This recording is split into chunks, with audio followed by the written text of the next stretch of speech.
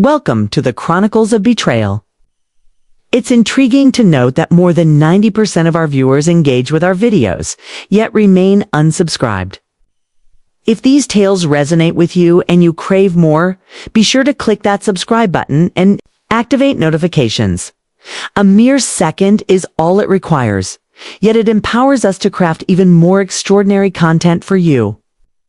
The atmosphere was heavy with unease, enveloping me as if it were a second layer of flesh.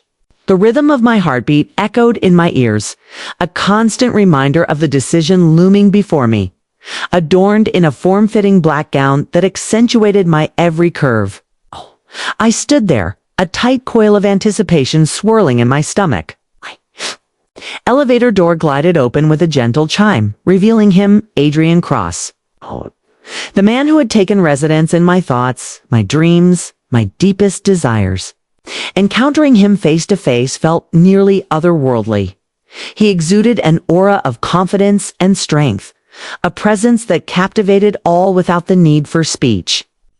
His dark eyes locked onto mine, piercing and evaluative, as his lips twisted into a sly smirk. "You're stunning," he murmured, his voice a soft caress that sent a shiver through me. I swallowed with difficulty, my throat parched, yet I maintained my gaze. I was unable to. His presence ensnared my very being.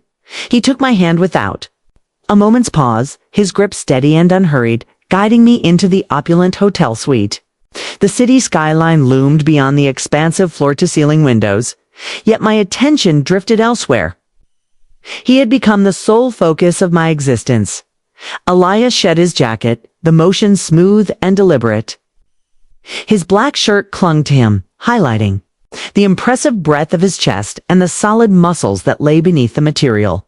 His aroma wrapped around me, fresh and virile, yet laced with an undertone that was richer, more mysterious and instinctual.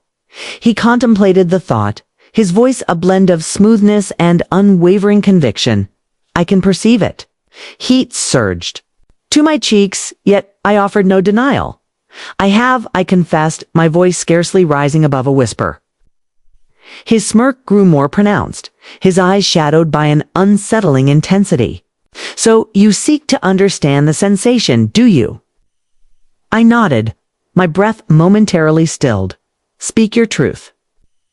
His tone was soft, yet resolute, a directive cloaked in elegance. For a fleeting instant, uncertainty wavered on my lips, yet the pull of longing eclipsed any lingering hesitation. I yearned to understand the sensation.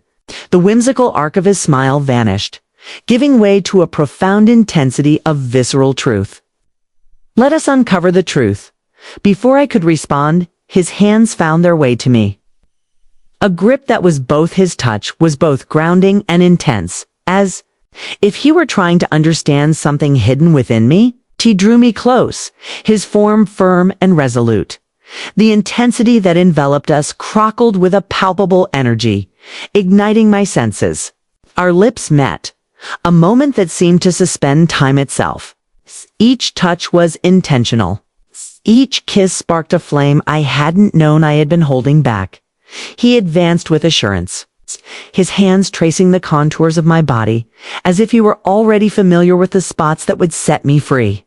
This moment had danced through my mind in ephemeral daydreams, yet nothing could have steeled me for the sheer intensity of reality. The evening melted into a fog of we spent the night lost in quiet conversation and unspoken emotions. Elias was fueled by an unwavering fervor. He was unyielding, sensitive to each quiver in my form, every sudden gasp of air.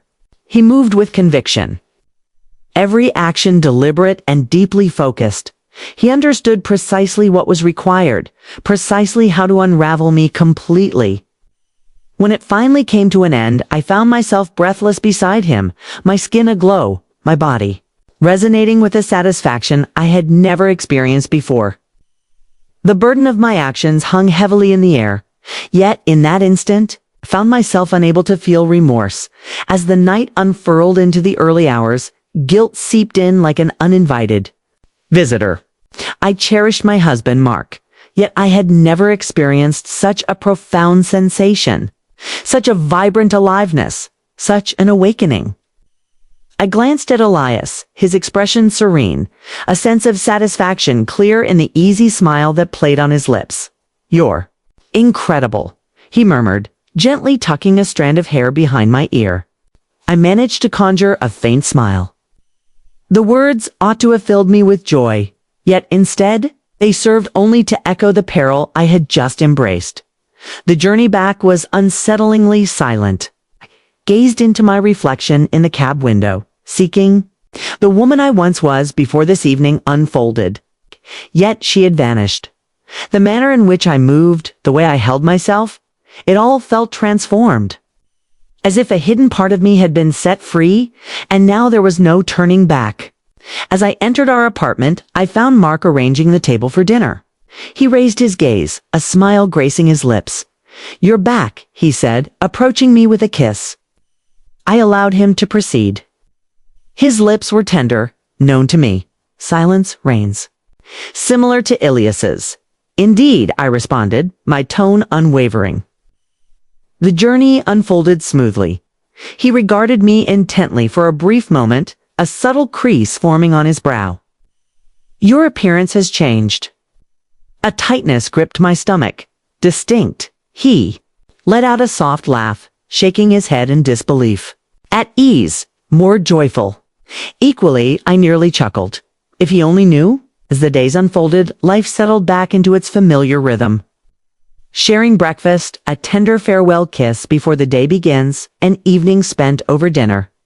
Yet within I was coming apart at the seams. Each time Mark's fingers brushed against my skin, I found myself needing to summon a reaction. To feign the emotions that once flowed so freely within me. Yet my body was acutely aware of the distinction now. I once pretended to enjoy myself. All in the name of his comfort to maintain an uncomplicated facade. Yet following Elias, I found myself unable to feign any longer, for I had come to understand what it genuinely meant to feel. That was perilous. The guilt lingered, an ever-present shadow, yet I found a way to coexist with it. I reassured myself that it was merely a dream, one I had brought to life, and now it had come to an end. I persuaded myself that my feelings for Mark remained intact. In a sense, I truly did. Yet, love and desire existed as two distinct entities. In that moment, clarity washed over me, revealing the distinction I had long sought. The most challenging aspect wasn't the remorse, but rather the allure of temptation. For days I wrestled with the temptation to contact Elias. Only a single message, merely to ascertain if he recalled. If only he could see that night through my eyes. Yet, I held myself back each time. This was an isolated incident I had traversed. A boundary that was forever beyond my reach, and Mark would remain oblivious. For this secret would accompany me to my grave. Weeks slipped by, and I persuaded myself that I could entomb the events with Elias, sealing them in a shadowy recess of my thoughts and forge ahead. I embodied the devoted wife, the woman who possessed all she could ever desire. For a fleeting moment I found myself nearly convinced. Yet the deception grew increasingly difficult to uphold. Unbidden, the memory surfaced during the most unforeseen instances. Mark would envelop me in his embrace at night, drawing me near, and my thoughts drifted to this stark contrast of Elias' touch, how he possessed me, how he understood me in ways my husband never could. I endeavored to cast it aside to concentrate on the life I had crafted alongside Mark. He was gentle, affectionate, and he cherished me deeply. Yet, love and desire were not synonymous. One evening, we found ourselves at a dinner party hosted by a friend gathered around a table illuminated by the gentle flicker of candlelight. Mark sat next to me, his hand gently placed on my thigh, an effortless gesture of intimacy. I smiled, participating in the dialogue, yet my thoughts drifted elsewhere. Suddenly, a gentle vibration stirred in my lap, emanating from my phone. A note. As my eyes fell upon the name, a chill gripped my heart, halting it in its tracks. Elias. I find myself pondering whether that night still lingers in your thoughts. My breath hitched in my throat. My fingers quivered as I secured the screen and tucked my phone away in my purse. My heart raced with fervor. Was he aware of the impact his actions had on me? Did he comprehend the precariousness of my situation? How near I was to falling apart? The warmth of his breath lingered on my skin, accompanied by the heavy presence of his hands. The specter of him lingered in my mind, softly murmuring its existence despite my fervent attempts to drown it out. I made my way from the table, murmuring a vague excuse about seeking fresh air, and stepped out onto the balcony of the restaurant. The urban glow unfolded ahead, a shimmering expanse of temptations. Yet nothing could pull my attention away from him. I ought to have refrained from responding. I ought to have removed the message, obliterating every trace of him. Yet my fingers acted of their own accord. Myself, this is not the moment for such distractions. Achilles. Moments later, his response. Arrived, Elias. That does not suffice as a response. With my eyes shut, I let out a slow breath. Indeed, it was not myself. It was a single night. The end has come. A new message arrived with remarkable speed. Elias. Interesting, considering how deeply moved you were that night. A tremor coursed through my being, my body turning against me, while my mind shouted in protest to halt. He was playing with my limits, testing the boundaries to discover just how far I could bend before breaking. This was beyond my capabilities.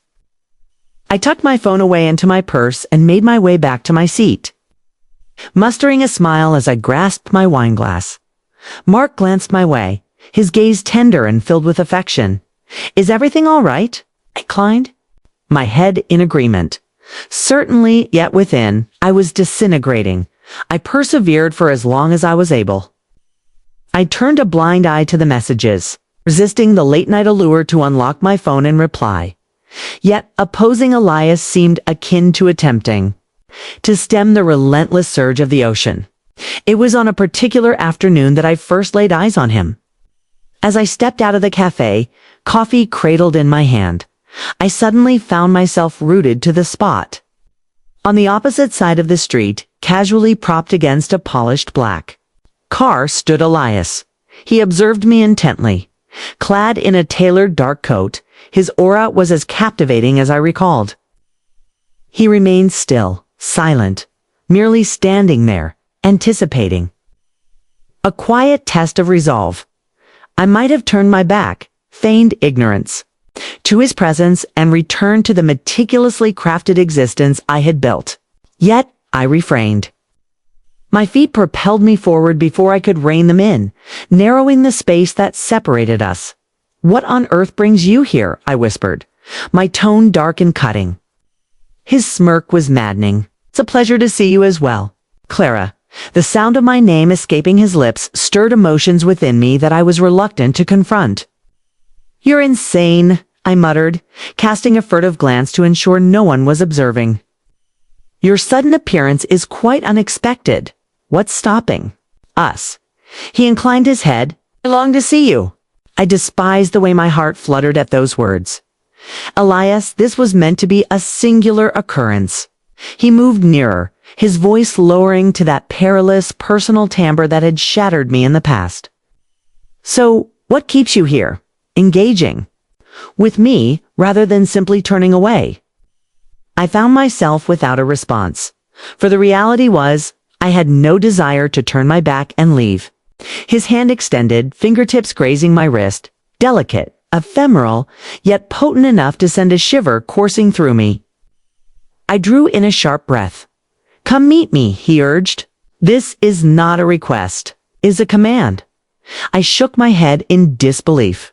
I am unable to do that. Indeed, you have the ability to do so. He leaned in, his lips hovering tantalizingly near my ear.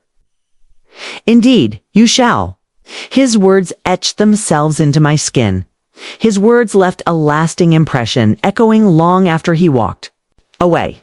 I pivoted and strode away, my hands balled into tight fists. I found myself yearning for greater strength.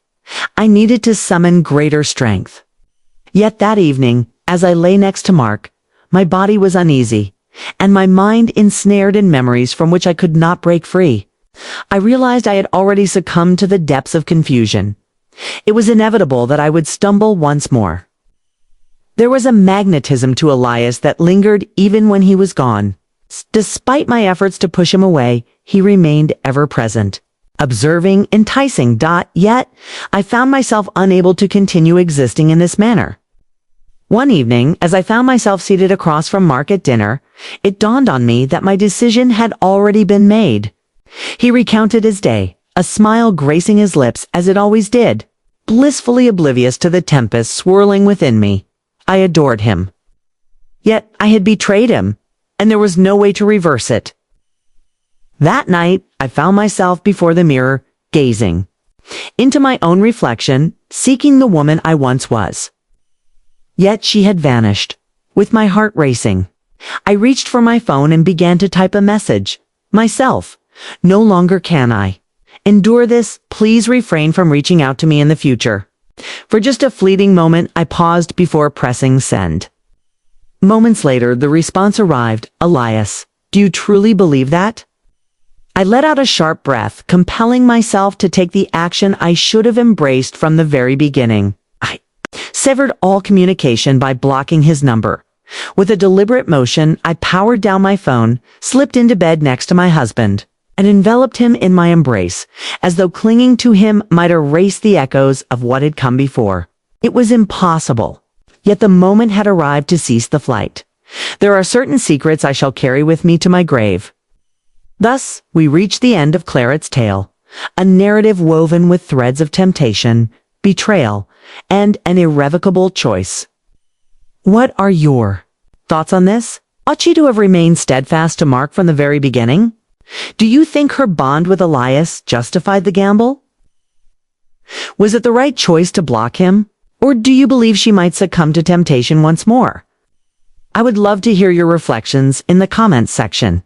I would be eager to hear your perspective on this narrative. If you found pleasure in it, be sure to like, share, and subscribe for additional insights.